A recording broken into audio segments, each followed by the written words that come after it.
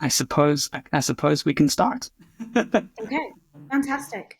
As a way to start, it's always nice to do introductions, but I think by way of um, both your introduction, like I love to ask like how you introduce yourself now, and if that's changed over some time.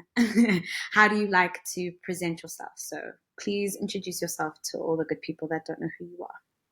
No. Yes. Hi, I am Nick Mulgrew. I am a writer and publisher from Durban, living in Edinburgh, Scotland. I'm publisher of uHlanga and a couple other things. My pronouns are he, him, but you can really address me however you want because, I mean, yeah, I'm not super attached. Maneo, would you like to introduce yourself? For sure. Um, I'm Maneo Mohale. My pronouns are they and them, or ba and u. I am a writer. I am a poet. It's been interesting because I've been playing around with this feminist writer part of my introduction, and I think I'm on the fence, but I think more than ever now, especially with the closure of so many publications, a huge one being Bitch Magazine, which gave me my start. Yeah. It's important to kind of introduce myself as a feminist writer. So yeah, that's me. I'm Yes. Manel, they, them, feminist writer and poet. Okay, so we can jump right into it. I really want to talk about this auspicious year. It's been 10 years of uHlanga, and what better way to celebrate than to think about beginnings? Yes. So, how was uHlanga born? What was the seed? Hmm. So uHlanga was born, I suppose, in 2014. I had first been involved with publishing with some friends from UCT a magazine called Proofrock. This is the first issue. I'm not too sure how many of these still exist. But it was a wonderful experience, and we published fiction, nonfiction, poetry that I think still holds up, even though we published these in like 2013. This very first issue involved reporting on Gaza and freedom of expression and stand-up comedy and the state of other literary magazines. And it's a bit of a time machine. But through editing Proofrock, I realized that there were, or co-editing Proofrock, I realized that there were so many people who had fantastic work to share in South Africa. And we had relatively few outlets for literary writing. Of course, there are magazines like New Contrast and websites that go up and go down, year on year. And of course, we had at the time poetry presses like Snail Press and Jacques, which is still going, but things sort of felt like it was the already existing platforms seemed quite saturated. And for people of our generation, of then a younger generation, I was thinking, well, how are we supposed to get our work out? Poetry seemed to be the thing that was most in need of a platform. And I thought, well, I've done one magazine, so now I'll try another magazine. And this was uHlanga, the very first one that we launched at Poetry Africa in 2014, and were immediately upstaged by like a freestyle, like rap competition happening to the side of the stage. Like I got up and a few of us read some poems and it was cool. And then immediately, the DJ started, put down some beats and, just the party started and it was fine. And I thought, well, a little magazine might not make the impact that it needs Make to. some noise for poetry.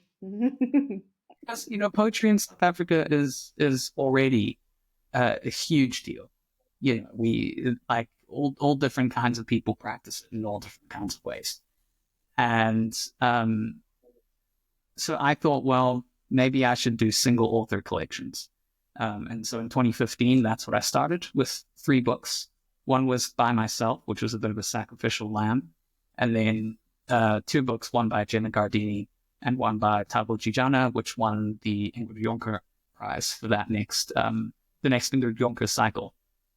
And that said to me that maybe my idea was right, and that if I brought more writers to the fold, there would be, a chance for a growth of readership, a growth of opportunities, a growth of platforms.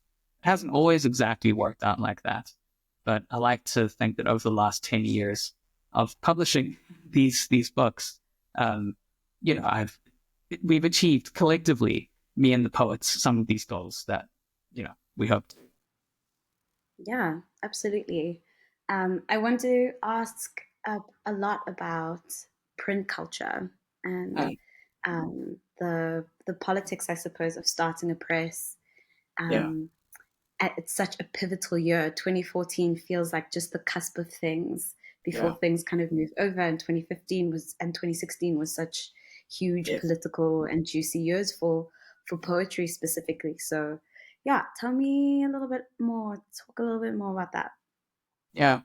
The interesting thing about print culture is that, um, although it seems like, or the mainstream culture would have you assume that books are maybe on their way out, the fact is that books have survived in various different forms for, really as long as written history. And the book is a wonderful technology. It's portable, it's information dense, it's versatile. It's in terms of manufacturing, it can be manufactured in a way that we might call sustainable nowadays. And it is also so it's portable. It has rights management within it. You know, pirating it is quite difficult, although you can do it. It's a big thing in South Africa. Photocopy books. That was one of my early jobs, working in a company that allowed that to happen legally. And there is something that is less ephemeral about print culture. There's something a bit more permanent. I mean, nothing is permanent, but and the there is something about the way that we culturally and as individuals read books and interact with books that allows us to create a sort of culture around a specific thing. I can probably put this different. A book gives us an object to Yeah, focus on collectively, and yeah, it's an embodiment of a text that allows us to, focus on it in many different ways. And this is in, I think, contrast to digital internet-based culture, which is very hyperlinked, which is very metatextual, uh, and as a medium has a different pace or a different sort of aesthetic to it. Um, yeah. I I had a lot of issues when I started uHlanga because people used to ask me, well, why don't you do ebooks, for instance? But then I do ebooks and then they sell maybe 5. Whereas Mm. with with the books you're selling hundreds, or if you're lucky, even thousands. People have a lot of assumptions about how digital media and digital books, digital text is supposed to work. But when it comes to reading poetry, the book is the thing.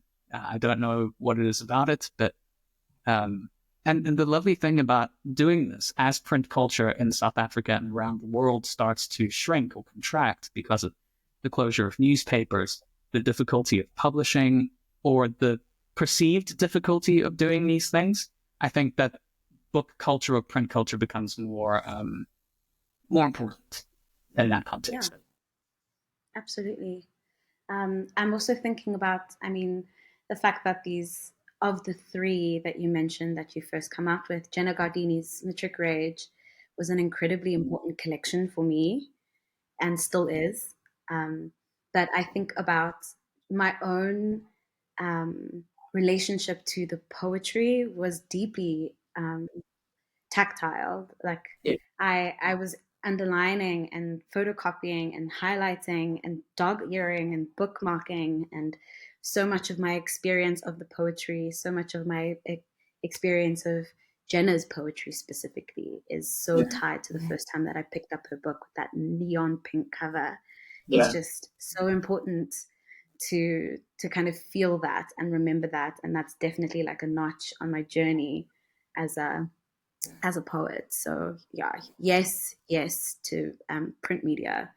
I want to talk about language because I know that features intensely. But let's start with the name, and then let's start a little bit with the KZN sort of literary scene from which this sort of seed emerges, and then your politics around translation, especially when it comes to a country in which we have 11 official languages.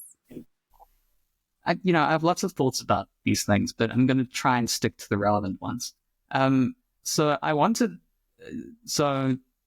I felt initially quite parochial about culture from KwaZulu-Natal, because living in the Western Cape, although KwaZulu-Natal is a very populous and powerful place in the country, literarily we're not very well represented. And so with this first uHlanga, you can see at the bottom it says Poetry, Photography, KZN.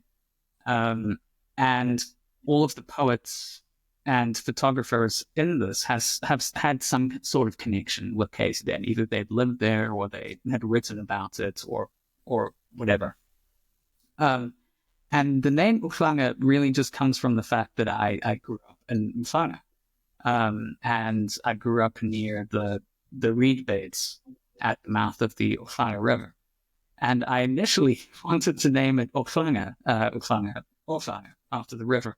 And my friend Oscar Masanyana, a colleague at the time, said to me, "Yeah, no, that doesn't really make sense. If you want a really good name, it should be uHlanga." And obviously, I was still worried about using that because, for those people who don't know, uHlanga is a word that has very many and deep meanings depending on the language, the context. It can mean a place of reeds. Well, that's uHlanga, but uHlanga itself can be a reed. It can be a flute. So it can be musical. It can be natural, but it can also mean people or a grouping of people or a race of people. Yeah. And although I don't know if that was really intentional at the time, I wanted to bring about this. I don't know, this is a bit strange for a white guy who has British parents, but I thought, I want to create this. I want to create a community of poets. I want to create a community of texts and something that our generation or people who are interested in contemporary poetry, let me put it that way, can really engage with and really have a body of work to read and enjoy and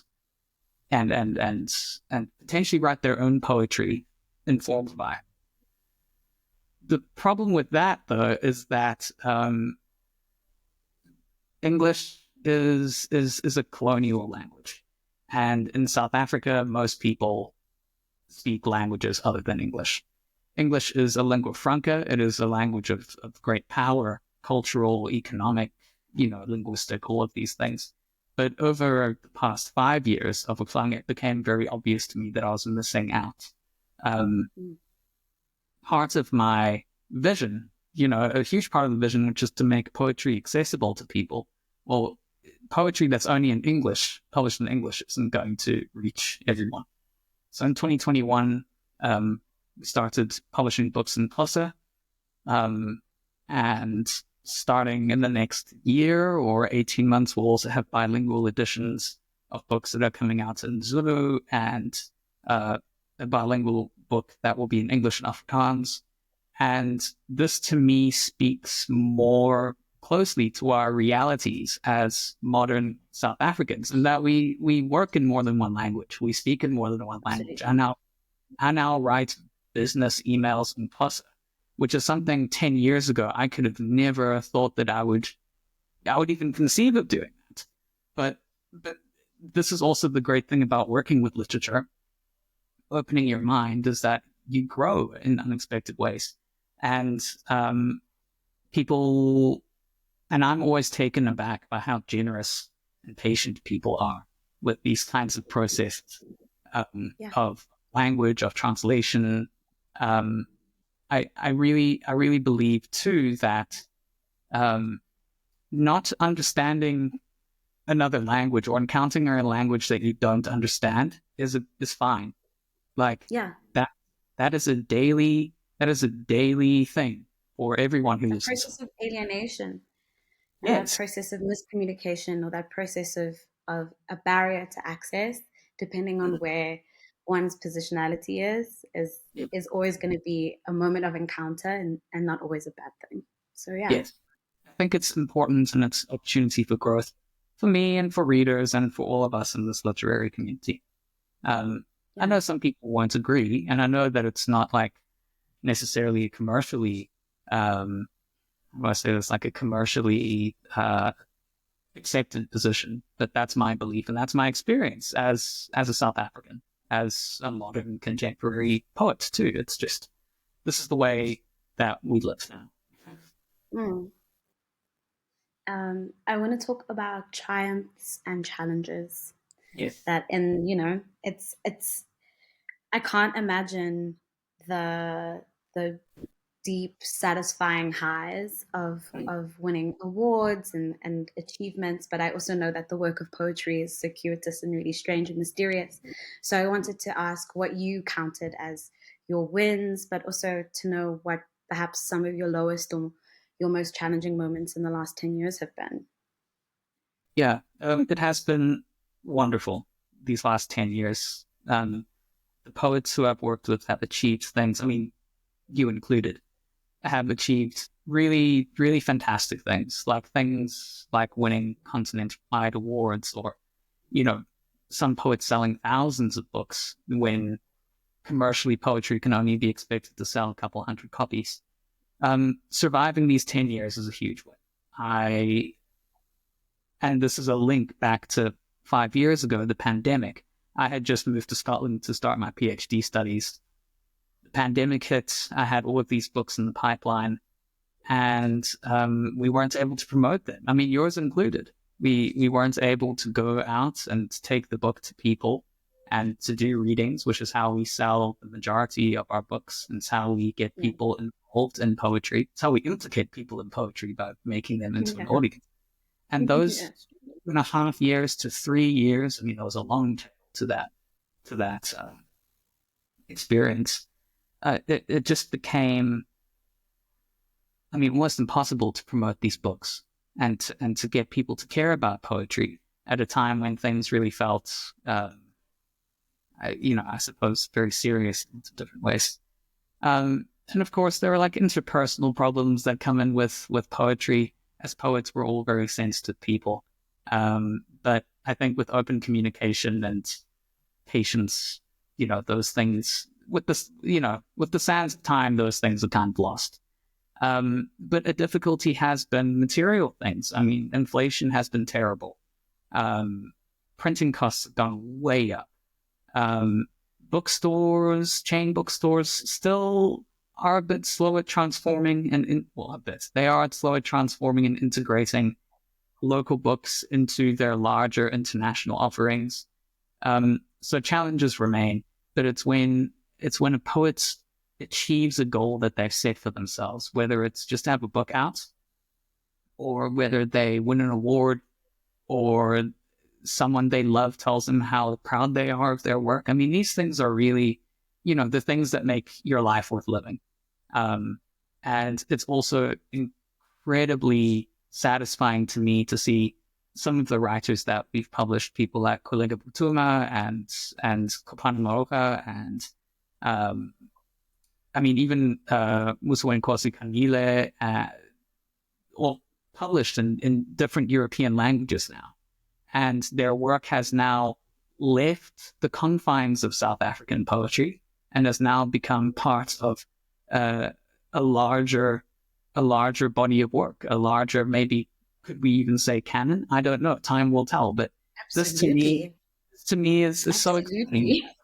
We're Yeah. seeing the way things develop and change in real time, and it's just so exciting for me. And it's really, yeah, it's It's astonishing to think about the level of achievement in just a decade, and and to think about how many poets have just gone through uHlanga's halls. yeah, I was going through Jacques Coetzee's An Illuminated Darkness, and it's one of my favorite collections, also because Jacques who's ended up being a really close friend, and yeah, who has been part of such beautiful um, communities that have also just grown from there, from like the Red Wheelbarrow Collective, I'm thinking. And that's been such a beautiful testing ground and a space for so many poets to really connect. So I hope that you feel very proud, and I hope that you also, um, yeah, are excited about the future. Speaking of the future, like what does the next 10 years look like for uHlanga? I'm focusing on the next maybe year right now. Just Yeah, bite size. putting things together and bringing out books. Kind of books, yeah, 5 books sorted out now. But I'm also intending on opening a press here in the UK to try and um, make it easier to get some of these texts into the UK and Anglo, the worldwide Anglo market, Mm, because uh, we deal with being at the bottom of the African continent a lot with distribution issues. It's so difficult to even get a book between Cape Town and Nairobi. You know, yeah. this is crazy stuff. I've had to employ people to fill up their bags full of our books and take them to places like Nairobi before, because Yeah. the courier costs are so insane. So for me, the next 10 years is about, okay, we have the texts, we have the poets, we have a community of people who, despite being very different, very different backgrounds, have coalesced and created some sort of community. Now, how do we expand this work? It's not necessarily about growth. Growth, growth is kind of a bad, not necessarily the right word to use, but um, Mm, taking what we have and making sure that it's becoming available and that it's becoming part of the conversation. Because I think these texts that we publish answer a lot of questions that people have about people's lives and about the way people think of themselves and the way they relate to the world. And poetry publishing in Europe and in the Anglo world are missing these perspectives. And I think these perspectives are really, really important. And just to say, like, I don't want to be too on the nose here, but the fact that we have this community of writers, of people who are all very different. 40 years ago, this might have been illegal, and we have absolutely. to, I cannot take, in good faith, take this for granted that I Yeah. am, allowed to do this after so long of not being able to Yeah. do this. And we need to take Absolutely. advantage of this and understand that, we are valuable people, and the kind of connections and the kind of art that we're making is valuable and useful. So that's the next 10 years. Not a lot on the ground, but just an intention, I think. Well, I think that that's that. It's really been beautiful to kind of be part of this community of poets, to see myself inside of it, to grow inside of it, and also just to celebrate each other's achievements. It's just been um, nothing short of a miracle when you think about the state of the world at the moment, to think about all of the important things. So thank you. Thanks for like chatting with me. It's been really beautiful. Thank you so much. And thank you for allowing me to grow along with you. And I say this to all of the readers, all of the poets. Just, thanks. This is such a privilege. It really is. It's It's what wild. it's what makes my life Yeah. work. Oh, yeah. Well, thank you. And thank you for making the world a lot more poetic, because goodness knows that we need it.